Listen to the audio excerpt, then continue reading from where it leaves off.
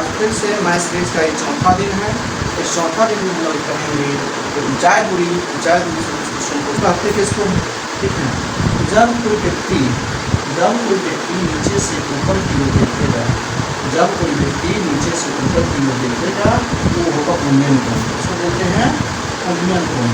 जब कोई व्यक्ति नीचे से ऊपर की ओर देखेगा उसको बोलेंगे उन्नयन कोण। जैसे एग्जाम्पल में समझिए, तो कोई व्यक्ति अगर छत पर है तो कोई व्यक्ति नीचे से उसको देख रहा है, तो नीचे से जो दूरी बनेगा उसकी आँख के सामने जो उसका कोण बनेगा उन्नयन कोण बनेगा। क्या बनेगा? उन्नयन कोण बनेगा। और वही व्यक्ति ये ऊपर वाला व्यक्ति जब नीचे की ओर देखता है किसी व्यक्ति को, इसके साथ जो है कोण बनेगा वो अवनमन कोण। जैसे अगर हम क्वेश्चन है चित्र में बताते हैं कि जब ये व्यक्ति जब ये नीचे की ओर देखता है तो वो हो जाएगा अवनमन कोण। ये चीज़ ध्यान देना है आपको, इसमें पढ़ना उन्नयन कोण अवनमन कोण। अभी बताया है कि उन्नयन कोण कहते किसको हम, अवनमन कोण कहते किसको, ठीक है। ये पता लग गया होगा कि उन्नयन कोण बोलते हैं जब कोई व्यक्ति नीचे से ऊपर की ओर देखता है, ठीक है, तो उन्नयन कोण होता है। और जब कोई व्यक्ति ऊपर से नीचे की ओर देखता है तो अवनमन कोण। चलिए आगे बढ़ते हैं। इस अध्याय में, इस चैप्टर में अधिकांशतः क्वेश्चन जो है तो 10 से निकालने वाला मान लीजिएगा अधिकांशतः क्वेश्चन साइन कॉस कम आएगा, साइन कॉस कम आएगा, उसे सीखिए। देखिए जब ये कोण दिया हो, क्या कोण, ये मान दिया हो कुछ और ये कुछ है, ये मान दिया हो और ये कुछ है, ठीक है।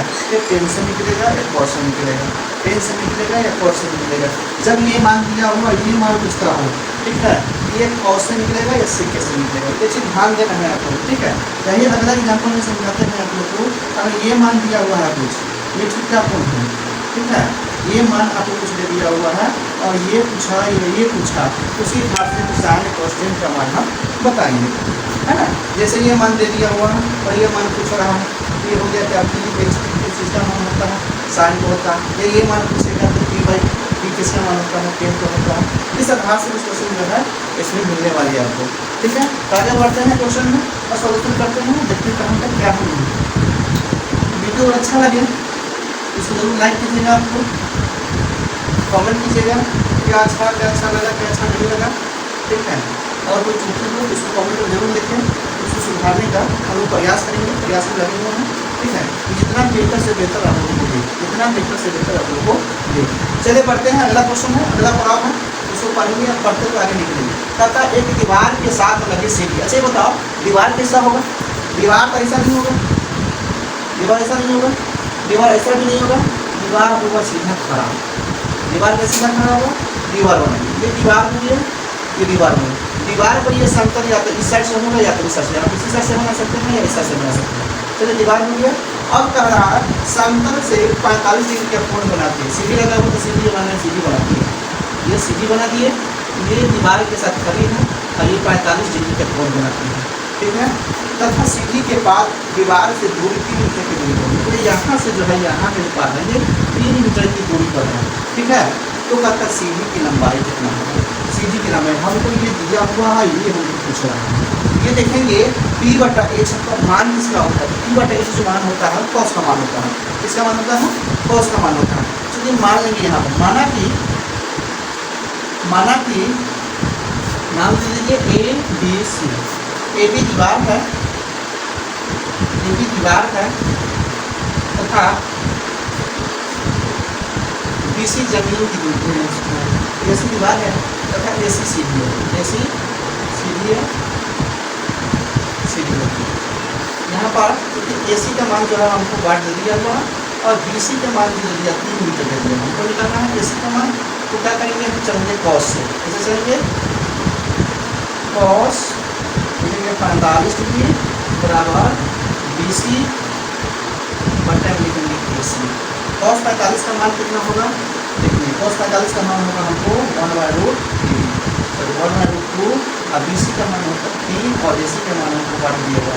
जब इसको क्रॉस गुना करेंगे हम AC के AC मान लिखेंगे, क्रॉस गुना करेंगे कैंची गुना हमको AC बराबर हो जाएगा 3/√2। यही हमको जो है सीढ़ी की लंबाई मिलेगा, है ना।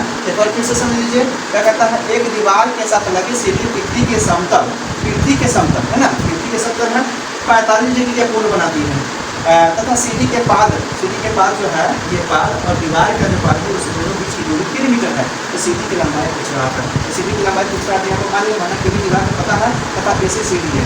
एसी बराबर जो कि हम लोग पूछेंगे खाली है 20 सेंटीमीटर, तो हमको चलना किससे है, दिया हुआ है ये बी और एच है। बी और एच जो होता है कॉस का मान होता है, तो कॉस 45 का मान लिखेंगे, इसका मान होगा 20 बटा एसी। और जब इसका मान डालेंगे तो कॉस 45 का मान होता है 1/2। बीसी का मान भी दिया हुआ, एसी का मान हमको नहीं पता था। जब इसको क्रॉस गुना करेंगे तो एसी के वैल्यू कितनी निकल के आएगा हमको 3 मीटर आएगा, 3 मीटर। ठीक है, आगे बढ़ते हैं अगला क्वेश्चन में। देखिए इसमें पढ़िए, कहता एक भवन की परछाई, एक भवन है जिसकी परछाई की लंबाई 10 मीटर उस समय जब सूर्य का उन्नयन कोण 60 डिग्री तक भवन की ऊंचाई होगी पूछा। मान ले कि भवन की ऊंचाई है, ठीक है, और जब इसकी परछाई जो बनेगा तो परछाई ये बनेगा। ये परछाई की लंबाई हमको दे दिया है 10 मीटर, ये परछाई है, ये परछाई है, परछाई की लंबाई 10 मीटर है ना। जबकि उसका उन्नयन कोण कितना का है, ये 45 डिग्री कोण बनाती है। ये मान लो भवन है और ये परछाई हो गया, ये समझने के लिए, ठीक है। क्या कहता है, एक भवन की परछाई की लंबाई 10 मीटर उस समय है जबकि सूर्य का उन्नयन कोण 60 डिग्री का है। भवन की ऊंचाई कितनी है ये बताना है, ये ऊंचाई जो हमको बताना है। इसे मान लीजिए ए बी सी नाम रख देते हैं, इसे लिखेंगे माना कि भवन की ऊंचाई नहीं पता है, भवन की ऊंचाई लिखेंगे कुछ मान लीजिए एच मानना है तो एच मान लीजिए, ठीक है। आगे प्रश्न चलेंगे, लिखेंगे त्रिभुज ए बी सी में ये भी लिख सकते हैं, ठीक है। हमको दिया हुआ ये पूछ रहा है, ये मतलब बी दिया हुआ पी पूछ रहा है, बी दिया हुआ और पी पूछ रहा है, ठीक है। तो बी पी किसका मान है, तो 10 से होगा या तो कॉट से होगा। लिखेंगे 10 45 डिग्री बराबर ए बी बटा में बी सी, और 10 45 का मान होगा 1/1 लिख सकते हैं। ए बी का मान भवन का मान नहीं, एच मान है, एच लिखेंगे, बी सी का मान 10 मीटर है। जब क्रॉस उसको बोलते हैं कैंची गुना, जब क्रॉस गुना करेंगे तो इसके लिए होगा 10 मीटर, क्या आएगा 10 मीटर। एक भवन की ऊंचाई जो है 10 मीटर है, कितना होगा, और ऊंचाई 10 मीटर निकलेगा, ठीक है। फिर से एक बार समझ लीजिए, तो क्या कहता है, एक भवन की परछाई की लंबाई 10 मीटर उस समय थी जबकि सूर्य का उन्नयन कोण 60 डिग्री है। ये ध्यान देख लीजिए, सूर्य का कोण 60 डिग्री है। यहाँ 60 का मान डालेंगे कुछ निकलेगा, 60 का मान होता है क्या होगा, 60 का मान होगा 1 जब क्रॉस गुना करेंगे तो 10 मीटर, ठीक है। आगे बढ़ते हैं, कोई दिक्कत हो तो कमेंट कीजिएगा। तो पता है एक स्तंभ की छाया की लंबाई स्तंभ की ऊंचाई से 1/3 गुनी है, तो सूर्य का उन्नयन कोण बता दें, ठीक है। ये मान लेते हैं, ये बनाइए इस तरह से, ये स्तंभ हो गया, स्तंभ की छाया की लंबाई मान लेते हैं, स्तंभ की छाया की लंबाई x मान लेते हैं, स्तंभ की छाया की लंबाई x मान लेते हैं। तो उसके बाद ऊंचाई से स्तंभ की छाया की लंबाई स्तंभ की ऊंचाई से, तो स्तंभ की ऊंचाई अगर हम x मान लिए तो छाया की लंबाई कितना हो जाएगा, कितना गुना हो जाएगा। जैसे x का 1/√3 गुनी करेंगे तो इसका वैल्यू कितना आएगा x/√3, ठीक है। तो हम कहता है ये उन्नयन कोण जो बन रहा है ये कितना का बन रहा है ये बताना है। तो मान लीजिए माना कि स्तंभ की ऊंचाई x, स्तंभ की ऊंचाई x, तो उसकी छाया की लंबाई हो जाएगा, छाया की लंबाई x/√3। प्रश्न से कर सकते हैं, इस नाम लिख दीजिए ए बी सी, ठीक है। हमको ये जो मान दिया हुआ है 10 का मान दिया हुआ है, उसको लिख सकते हैं 10 थीटा बराबर क्या होगा, तो ए बी बटा में बी सी। फिर थीटा मतलब थीटा का मान हमको निकालना x/√3, ये x का काम ये कितना चल जाएगा ऊपर, मतलब थीटा √3 कितना के मान के बराबर, ये हो जाएगा 60 डिग्री के मान के बराबर, कितना होगा 60 डिग्री के मान के बराबर होगा, ठीक है। आगे बढ़ते हैं, कहता है अगला क्वेश्चन, हवा के झोंके से एक पेड़ की ऊपरी भाग टूटकर कितना मीटर की दूरी पर 60 के कोण पर जमीन को छूता है तो पेड़ की पहली ऊंचाई बताना है। पेड़ की पहली मान लेते हैं कि 1200 पेड़ है, ये 1200 पेड़ हो गया, ठीक है। लेकिन ये पेड़ जो है आगे चल के टूट जाता है।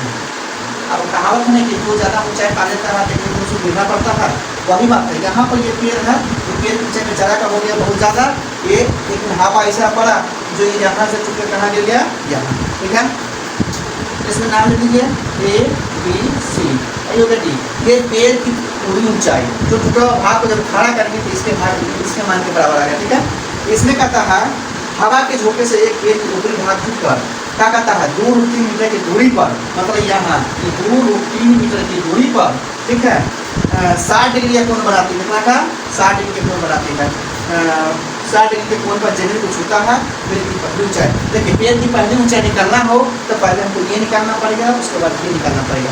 जब ये निकलेगा तो ये वाला वैल्यू निकालने के लिए ये वाला वैल्यू को ये वाला वैल्यू को जोड़ना पड़ेगा, तब पेड़ की पहली ऊंचाई निकलेगा। ठीक है, तो लिखते हैं, मान लेंगे इसमें माना कि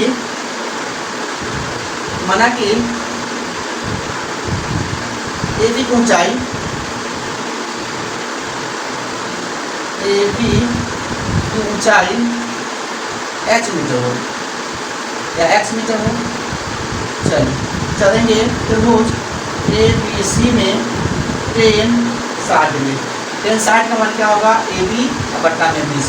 जब tan 60 का मान लिखेंगे √3, AB का मान लिखेंगे नहीं पता है तो h के माने में BC का 2√3।